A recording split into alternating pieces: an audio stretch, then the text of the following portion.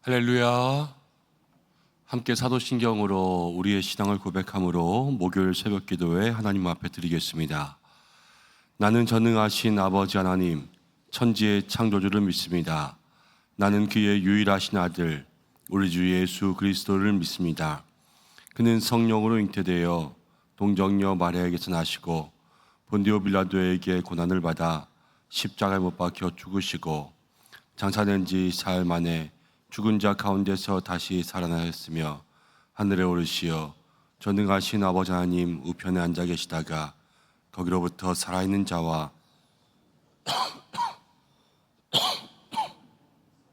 거룩한 공교회와 성도의 교제와 몸의 부활과 영생을 믿습니다. 아멘. 찬송가 263장입니다. 263장 찬송하겠습니다.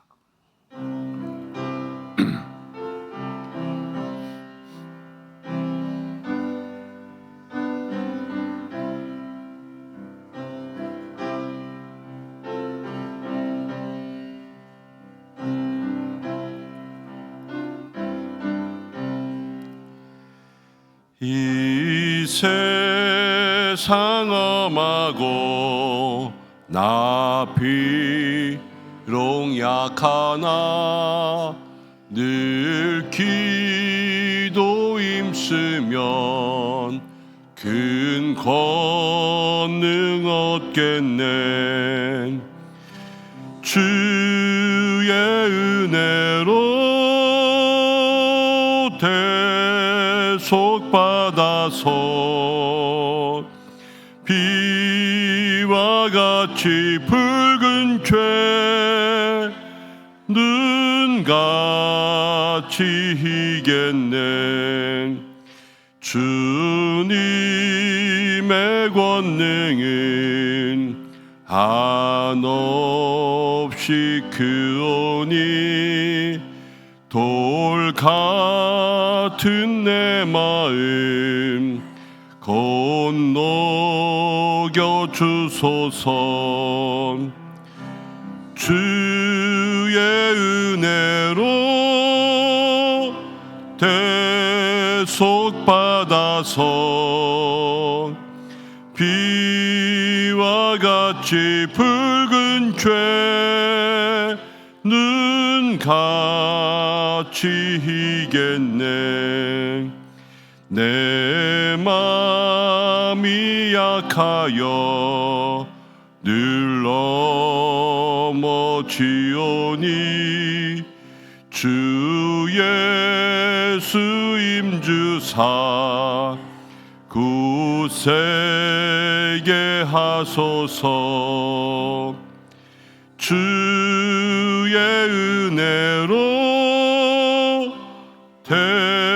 대속받아서 비와 같이 붉은 죄는 같이 이겠네. 죄 사함 받은 후 새 사람 되어서 주 앞에 서는 날 늘 찬송하겠네. 주의 은혜로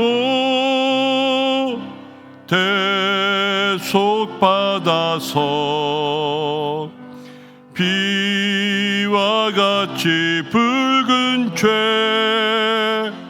죄는 같이 이겠네. 아멘.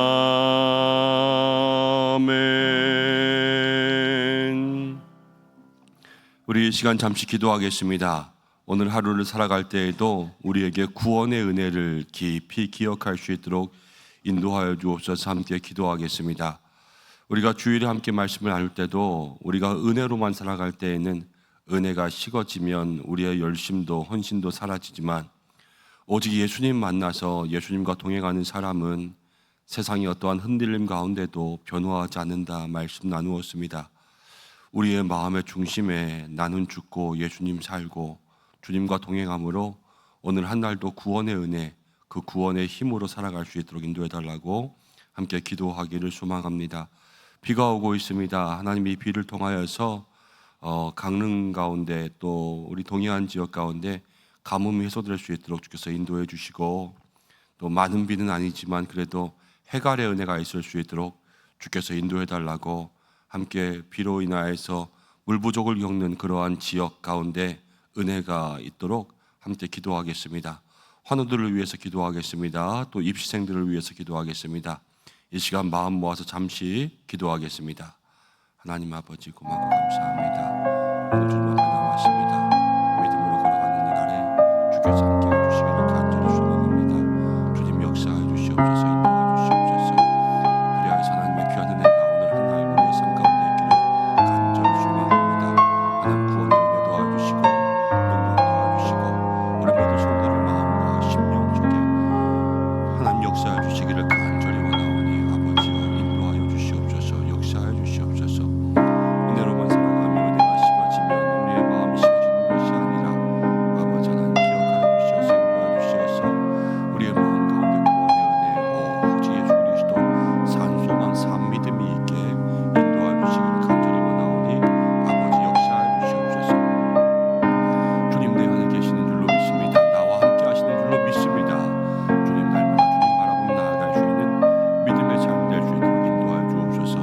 이 땅 구석구석마다 하나님 은혜가 있기를 간절히 소망합니다. 특별히 하나님 동해안 지역 가운데 비가 없어 물이 없어서 가뭄이 있어서 하나님 아버지 물로 인하여서 다 고생하는 가운데 있습니다. 주님 비가 오는 가운데 있는데 주여 그 지역에는 또 얼마가 내리는지는 알지 못하오니 해갈의 은혜를 주시기를 간절히 원합니다. 주님 채워주시고 빈들의 마른 풀같이 시든 우리의 온 가운데 담비를 주시듯 그 땅 가운데는 주여 피를 허락하여 주시옵소서. 하나님 아버지 환우들을 위해서 기도합니다. 모든 환우들 한 사람 한 사람 회복과 치유의 은혜를 더하여 주시고 사랑하는 주님 모든 입시생들을 붙들어 주셔서 하나님의 귀한 은혜가 있게 역사하여 주시옵소서.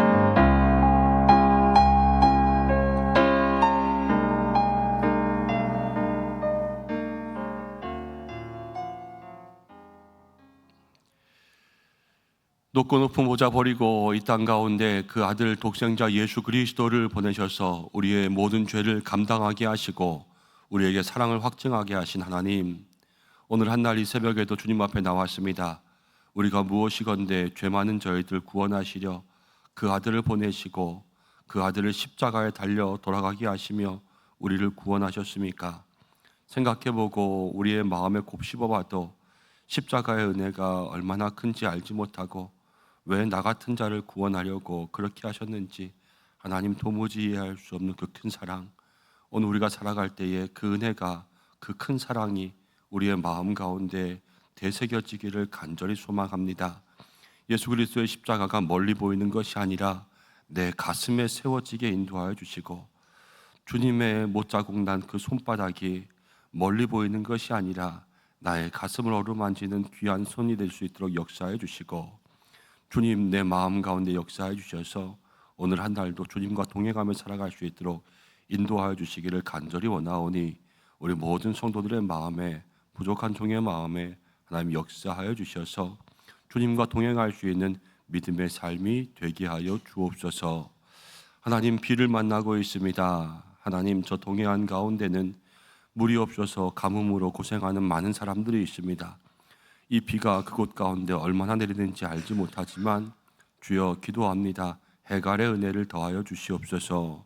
하나님 마른 땅을 적셔주시고 또 물이 없는 곳에 물이 채워질 수 있도록 은혜의 담비를 흡족히 내려주시기를 간절히 원하오니 아버지 인도하여 주시고 기도할 때에 엘리야가 기도할 때 하늘 문이 열린 것처럼 아버지 우리도 기도합니다. 하늘의 문을 열어 주시옵소서. 많은 환우분들이 있습니다. 한 분 한 분 붙들어 주셔서 회복과 치유의 은혜 내려주시기를 간절히 소망하고 하나님 모든 입시생들 붙들어 주시기를 간절히 소망합니다. 끝까지 함께하여 주옵소서. 오늘도 말씀 읽고 나눌 때에 우리 모두에게 하나님의 은혜가 임하기를 간절히 원하오며 예수님의 이름으로 기도드립니다. 아멘. 오늘 로마서 2장 말씀입니다. 1절부터 16절까지의 말씀 함께 나누겠습니다. 로마서 2장 1절부터 16절까지의 말씀 한 절씩 교독으로 봉독하고 마지막 절은 함께 읽겠습니다. 그러므로 남을 판단하는 사람아, 누구를 막론하고 내가 핑계하지 못할 것은 남을 판단하는 것으로 내가 너를 정죄함이니 판단하는 내가 같은 일을 행함이니라.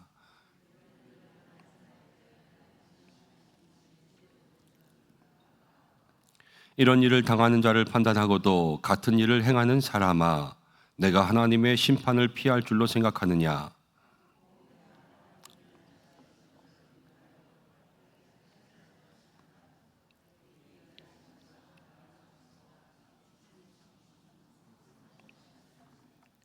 다만 내 고집과 회개하지 아니한 마음을 따라 진노의 날 곧 하나님의 의로우신 심판이 나타나는 그날에 임할 진노를 내게 쌓는도다. 참고 선을 행하여 영광과 존귀와 썩지 아니함을 구하는 자에게 영생으로 하시고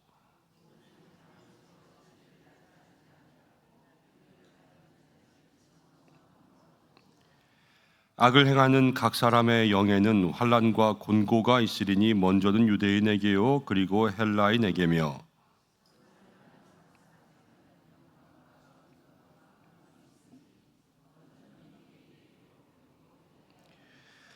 이는 하나님께서 외모로 사람을 취하지 아니하심이라.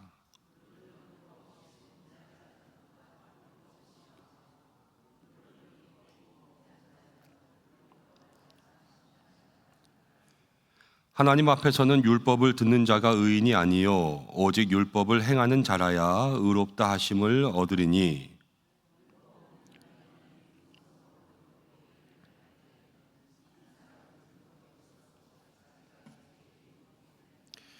이런 이들은 그 양심이 증거가 되어 그 생각들이 서로 혹은 고발하며 혹은 법명하며 그 마음에 새긴 율법의 행위를 나타내느니라.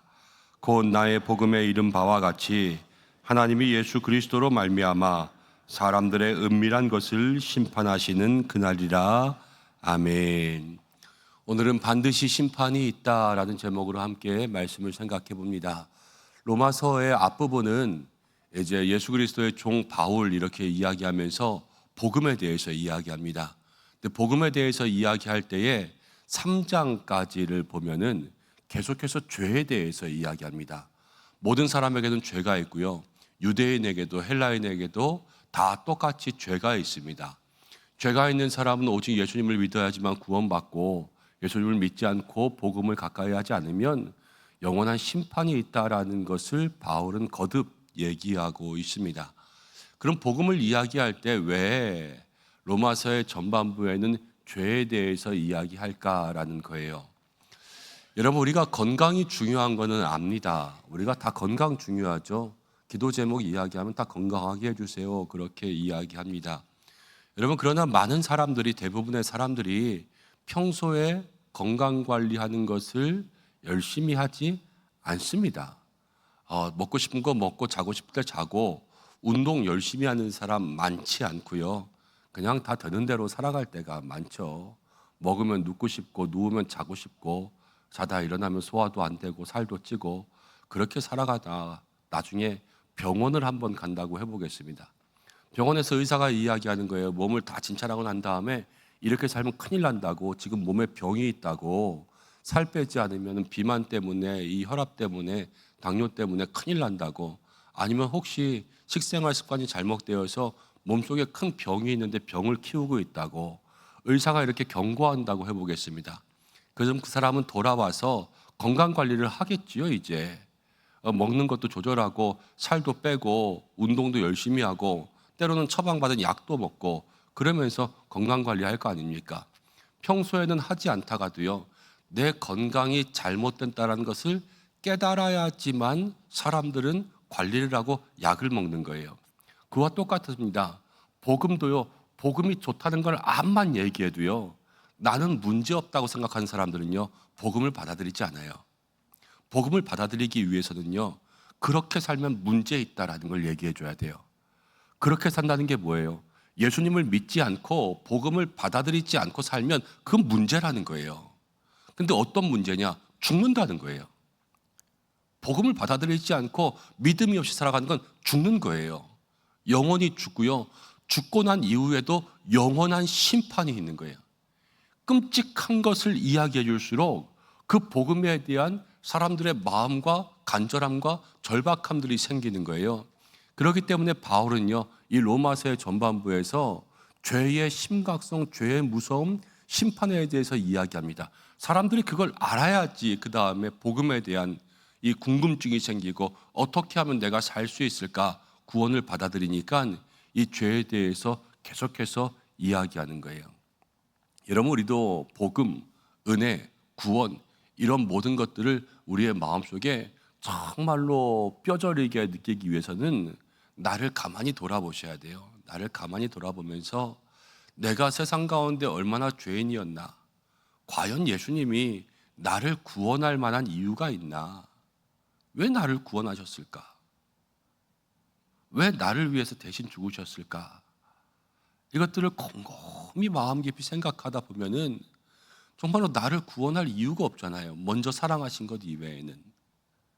우리가 무엇을 잘해서 구원한 것이 아니요, 우리가 하나님 앞에 먼저 무엇인가 예쁨 받을 일을 한 것도 아니요, 그러나 주님께서 우리를 위하여서 그 생명 바쳐서 나를 구원하시고 나를 살리신 그 은혜들을 마음 가운데 생각하면, 아, 내가 얼마나 부족한 사람이었나, 또 우리가 얼마나 죄인이었나, 이것들을 생각할수록 예수님을 가까이 할 수밖에 없다라는 것을 생각하게 되죠.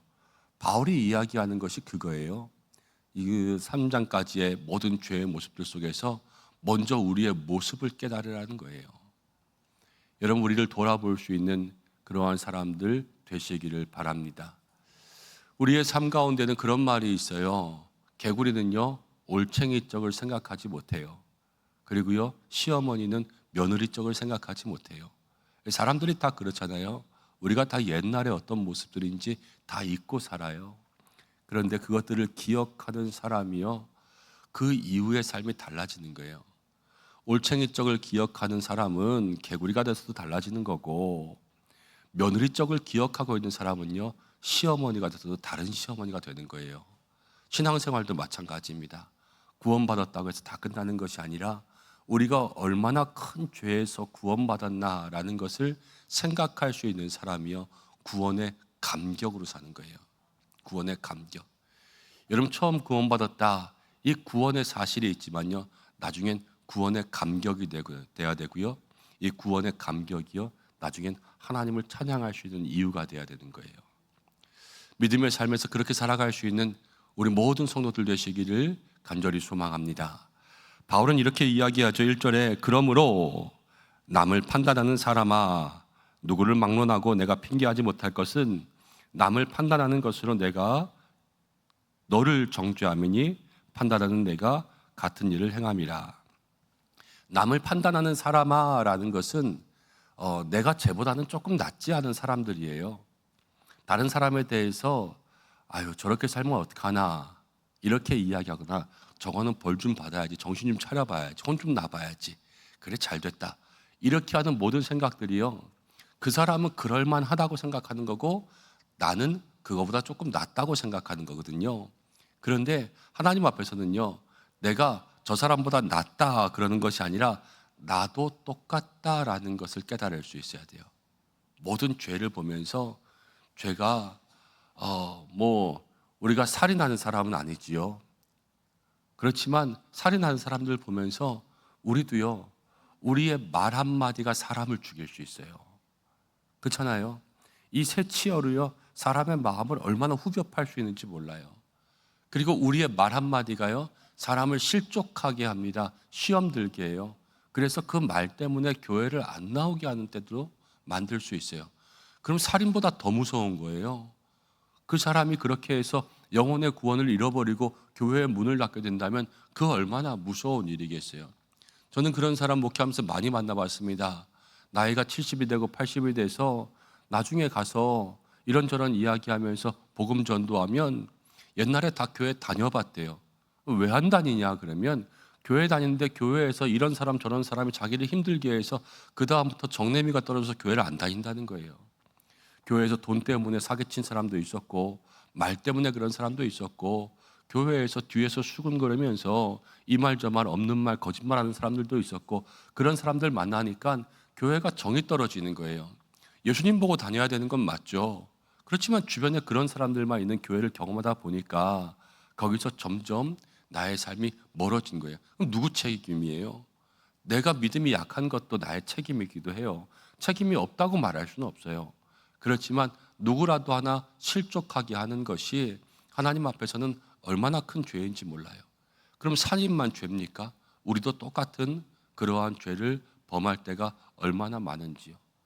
여러분 뉴스에 나오는 그렇게 비자금 만들고 뇌물 받고 그런 사람들만 죄입니까? 우리도 누가 꽁돈 주면 좋아하고 그러면서 살아가는 게 다 우리잖아요. 저기 정치하는 사람들만 거짓말합니까? 우리도 거짓말할 때가 많잖아요. 그러면서 우리가 남을 판단할 때 똑같다라는 거예요.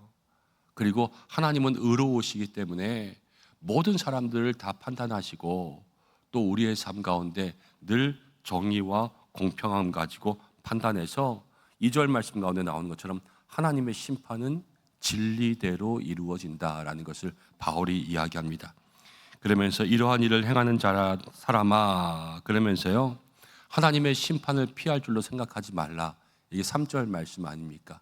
누구든지 하나님의 심판은 피할 수가 없는 거예요. 저도 심판대 앞에 서야 되고 여러분들 모두도 심판대 앞에 서야 됩니다. 우리는 구원받았지요. 천국으로 갈 겁니다. 그렇지만 그리스도의 심판대 앞에서 잘한 것, 잘못한 것, 그 모든 것들은 심판받고 난 이후에 천국으로 갈 겁니다. 누구는 상이 있을 거고요. 누구는 벌이 있을 거예요. 그 모든 것을 우리의 마음 가운데 기억해야 된다라는 거예요. 그리고 또 하나 이렇게 이야기합니다. 7절 말씀 가운데 보면 참고 선을 행하며 영광과 존귀와 썩지 아니함을 구하는 자에게는 영생을 주신다. 이 땅 가운데 참고 선을 행한 것은 하나님이 영생을 주신다 그랬죠.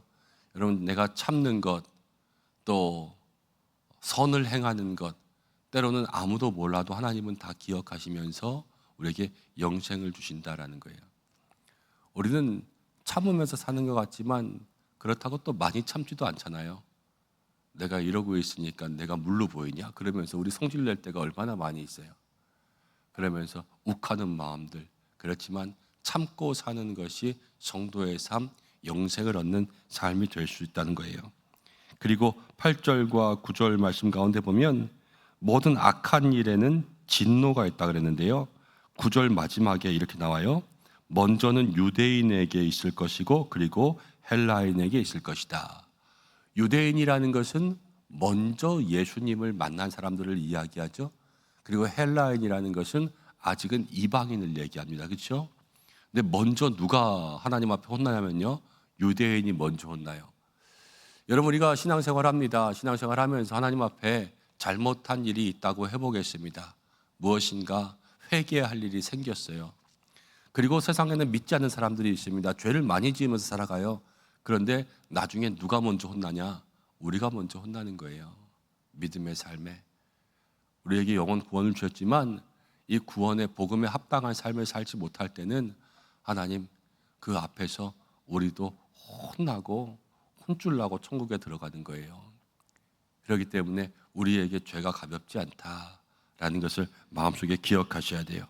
그리고 12절 말씀 가운데도 율법 없이 범죄한 자, 이 이방인이잖아요. 이방인은 율법 없이 망하고 율법이 있고 범죄한 자, 이 믿음의 삶을 살아가는 사람도요 율법으로 심판을 받는다라는 거예요. 그리고 13절에 중요한 말씀 나옵니다. 하나님 앞에서는 율법을 듣는 자가 의인이 아니요 오직 율법을 행하는 자라야 의롭다 하심을 얻으리니. 요즘의 말로 바꾸어서 우리가 이해하기 쉽게 이야기하면 설교를 듣는 자가 착한 사람이 아니고 설교를 듣고 행하는 사람이 착한 사람이라는 거예요. 여러분 설교 얼마나 많이 듣습니까? 일주일이면 정말 신앙생활 열심히 하는 사람은 최소 10번의 설교는 들을 거예요. 우리 교회에서 또 여러분 유튜브에서 방송에서 뭐 라디오에서 얼마나 많은 말씀들을 듣습니까? 근데 말씀을 많이 들었다고 해서 의로운 게 아니라는 거예요. 말씀을 듣고 행하는 사람이 정말 하나님 앞에 구원받는 사람이다. 설교 100개 듣고 하나도 행하지 않는 사람과 한 번의 설교를 듣고 그것을 그대로 행하는 사람, 누가 더 복받을 사람이냐? 하나님 앞에서 행함이 있는 사람이라는 거죠. 여러분, 말씀을 마음 가운데 들으면서 또 기억하면서 어떻게 하면 그렇게 살까라는 것들을 날마다 고민하시기를 바랍니다. 그때 하나님의 은혜가 임해요. 저도 그렇지요. 여기서 말씀을 전하면서도 저도 그대로 살아야 되는 거고, 여러분들도 말씀을 들으면서 그대로 살아야 되는 거고.